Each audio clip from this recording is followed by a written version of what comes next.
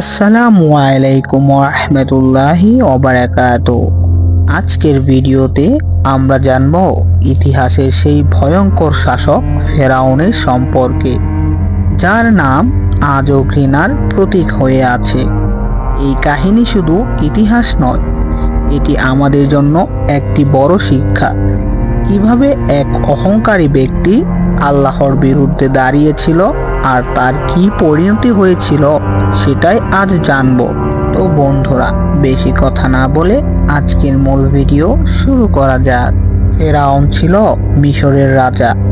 ইতিহাসবিদদের মতে এটি ছিল রামসেস বা মেনাফেতা নামক এক রাজা।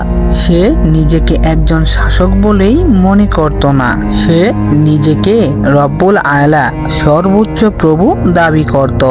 কোরআনে বলা হয়েছে, ফেরাউন বলল, আমি তোমাদের প্রধান প্রভু। সে মানুষের উপর কঠিন শাসন চালাতো।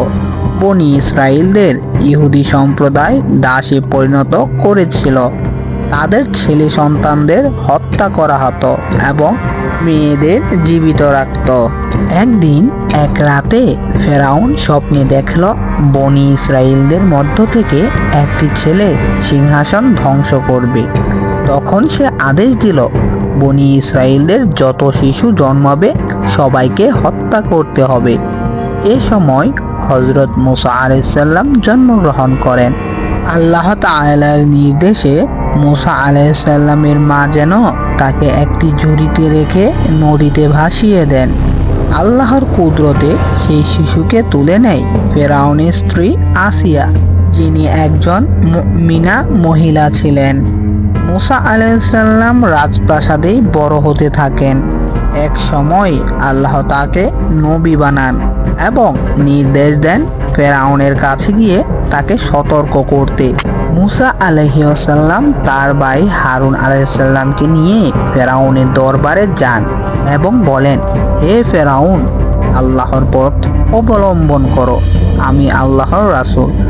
কিন্তু ফেরাউন হাসল, ব্যঙ্গ করল এবং বলল, তুমি তো সেই ব্যক্তি যাকে আমরা লালন পালন করেছি, আর তুমি এখন আমাদের বিরুদ্ধে।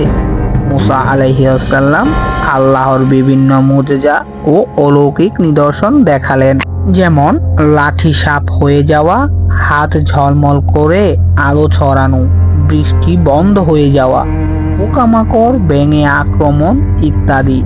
ফেরাউন বলল, তুমি তো জাদুকর। সে দেশ জুড়ে জাদুকরদের একত্র করল।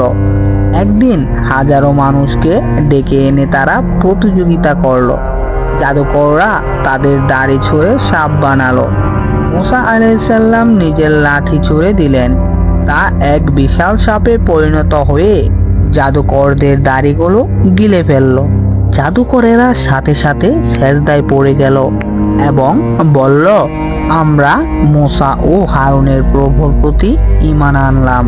ফেরাউন রেগে গিয়ে বলল, আমি তোমাদের হাত পা কেটে উল্টো দিক থেকে ক্রুশবিদ্ধ করব।